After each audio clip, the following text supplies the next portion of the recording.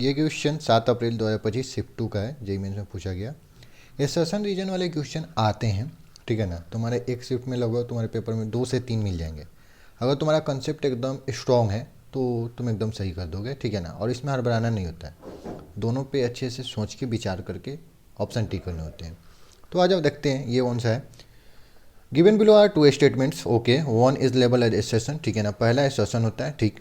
And the other is the label as the reason, दूसरा क्या होता है, रीजन होता है, ओके।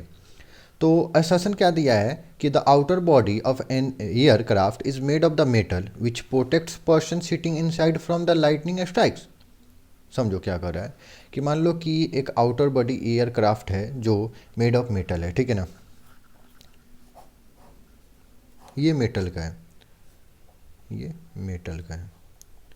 और मान लो कोई इसमें इंसान है, इसके अंदर कोई इंसान है, ठीक है ना। उसका तो कह रहा है कि sitting inside from lightning strikes, ठीक है ना। लाइट आ रहा है, ठीक है ना। मान लो लाइट आ रहा है, कुछ भी आ रहा है, सिंपल सा बात है, लाइटनिंग स्ट्राइक्स हो रहा है, ठीक है ना। तो क्या है, सबसे पहले इसका कंसेप्ट समझ लो कि बेसिकली है कैसे। इसका कंसेप्ट ये है कि कोई भी, सबसे पहले मेटल क्या होता है, मेटल कंडक्टिंग होता है ना, ये बताओ। और हम जब भी देखते हैं कंडक्टिंग, कोई भी कंडक्टिंग सरफेयर होता है ना, सरफेस होता है या सेल होता है, ठीक है ना। सेल और सरफेस दोनों एक जैसे एक्ट करते हैं, स्पेयर लो या सेल लो। जब वो मेटल कंडक्टिंग होता है या तो ही तुम सेल बना लो, ठीक है। तो तुम तो सेल बनाओगे तो कहोगे एकदम बच जाएगा, कोई दिक्कत नहीं। एक भी तुम सरफेस स्पीयर भी बनाओगे ना, 3D स्पीयर, तो जो कंडक्टिंग होता है ना, वो चार्ज जो करता है ना अपने सरफेस पे ला लेता है। इसमें भी चार्ज अपने सरफेस पे लाता है, तो दोनों इक्वली हो जाते हैं, ठीक है ना। फॉर्मूला वाइज जब निकालोगे और दोनों सेम एक्ट करते हैं तो ये सरफेस पे आ जाता है चार्ज, ठीक है ना।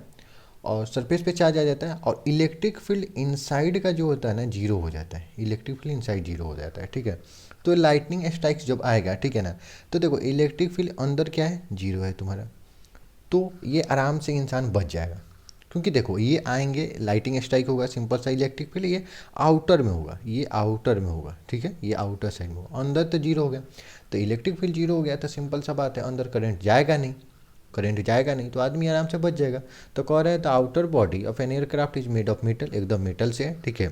अगर वही नॉन मेटल से बना रहता है, ठीक है ना, एकदम ये स्पीयर रहता, सेल नहीं स्पीयर रहता, तो यहाँ पे नहीं बचता, ठीक है।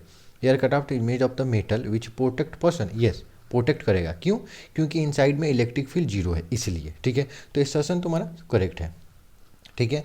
तो बहुत A and R correct but R is the not correct explanation. पता नहीं ये क्या करे, 2 नंबर भी देख लेते हैं। A is correct but R ये भी नहीं देखें। बहुत A and R correct but the correct explanation A is not correct, गलत कर रहा है, इसको काट दो, ठीक है। ए इज़ करेक्ट है। रीजन क्या दिया, the electric field inside the cavity enclose by conductor is zero, एकदम एकदम, यानी रीजन भी सही है। देखो क्यों नहीं, ये सेफ क्यों है, ये पर्सन सेफ क्यों है, पर्सन इसलिए सेफ है क्योंकि इनसाइड में इलेक्ट्रिक फील्ड जीरो है। तो यही तो रीजन है, हम लोग पहले ही रीजन लिख चुके थे, रीजन में भी वही लिखा हुआ। तो दोनों सही है और इसका करेक्ट एक्सप्लेनेशन भी है।